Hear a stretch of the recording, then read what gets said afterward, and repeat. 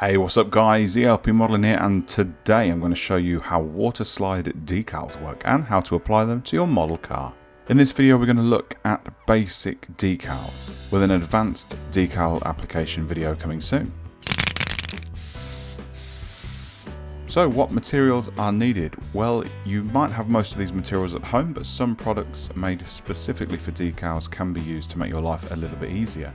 First off, you will need a bowl or container of lukewarm water, a pair of scissors, some cotton wool buds or Q-tips, a pair of reverse action tweezers, some paper towel, micro scale micro set, a clean paintbrush, and of course the decals you will be using.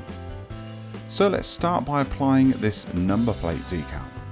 It's recommended to secure the part that is being used so you still retain the use of both your hands during the application. Blue tack or double-sided tape can help here. You'll need to cut the decal from the sheet, and it is advised to use scissors, not a hobby knife. Allow a little bit of extra paper so that you can hold the decal with the reverse tweezers and not damage the decal in any way when applying it. The next step is to place the decal facing upwards into the lukewarm water for around 10 seconds. If you leave it submerged for too long, it will completely dissolve the glue and make it next to impossible for the decal to stick to where it's being applied to. Also, if you are using old decals, care needs to be taken as they're extremely fragile. Once you have done that, allow the excess water to be absorbed by the paper towel and allow the leftover moisture to dissolve the glue and allow the decal to separate from its backing paper. While you're waiting, you can apply some micro set with a paintbrush to the part that the decal is going on.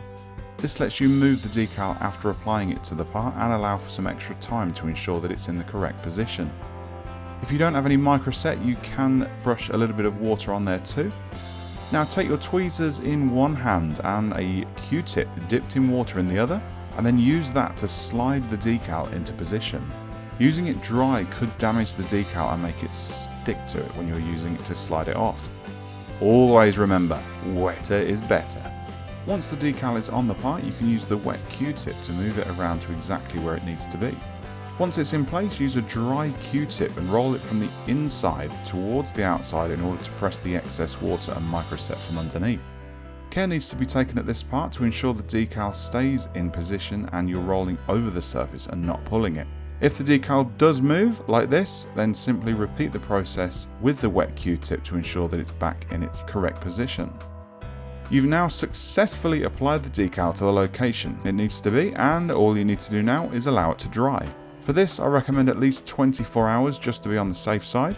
If you are clear coating over a decal, I strongly recommend waiting at least 48 hours or use a food dehydrator to speed up the drying process. Always check the guidelines of the clear coat you're using to ensure that it won't damage the decal. A few final points to remember when using decals. They go onto gloss surfaces better than matte or satin surfaces. Always keep the applicator tool wet. Don't soak them too long before applying, as this will dissolve the glue. And of course, don't be intimidated by them. They're not as hard as they look. I hope this video helps you better your modeling skills and makes using decals a little bit easier. If you have any questions, please feel free to leave a comment for the community. I'll see you online at elpmodeling.com, Facebook and Instagram. Take it easy and keep modeling. Bye bye.